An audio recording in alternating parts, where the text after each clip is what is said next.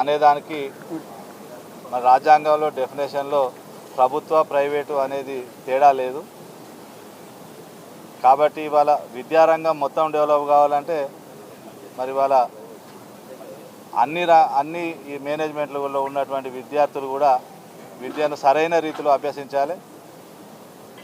అదేవిధంగా ఎవరు కూడా ఇబ్బంది పడవద్దు, ఇటు యాజమాన్యాలు ఇబ్బంది పడవద్దు, ఉపాధ్యాయులు ఇబ్బంది పడవద్దు. అదేవిధంగా ప్రభుత్వ విద్య కూడా అందరికీ అందుబాటులో ఉండాలి.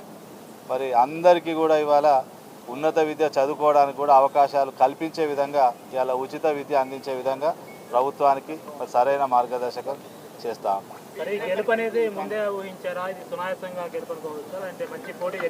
అంటే మొదటి ప్రాధాన్యతలో ఇంత తక్కువ ఎవరికి ఎప్పుడు రాలేదు, ఇంత తక్కువ రావడం ఉపాధ్యాయులు ఇలా తీసుకు సరే, ఇక్కడ జరిగినటువంటి పోటీ ముఖాముఖి పోటీ కాదు కాబట్టి ఇలా చాలామంది అభ్యర్థులు పోటీలో ఉన్నారు కాబట్టి మొదటి ప్రాధాన్యత ఓట్ల లెక్కింపుతో ఫలితం తేలలేదు.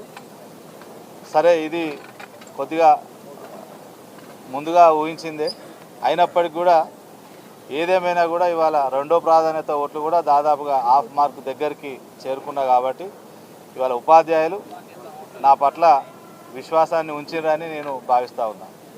అందరికీ కూడా ఇవాళ ఉపాధ్యాయులకు అధ్యాపకులకు అందరికీ కూడా పేరు పేరున నా నమస్కారాలు, కృతజ్ఞతలు.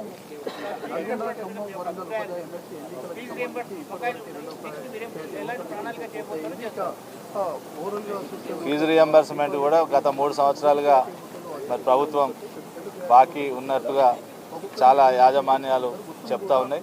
తప్పనిసరిగా మరి ముఖ్యమంత్రి గారికి ఈ విషయాన్ని తెలియజేయడం, మరి ఎందుకంటే దాంతో మరి కళాశాలకు మరి వాళ్ళ వేతనాలైనా ఇతర సౌకర్యాలైనా మరి పెంచుకోవాలంటే ఫీజు రియంబర్స్మెంట్ అనేది వెంటనే జరిగితే అది అందరికి కూడా లాభం. కాబట్టి ఆ విషయాన్ని ప్రభుత్వం దృష్టికి తీసుకుపోయి ఆ సమస్య పరిష్కరించే విధంగా నేను ప్రయత్నం చేస్తాను.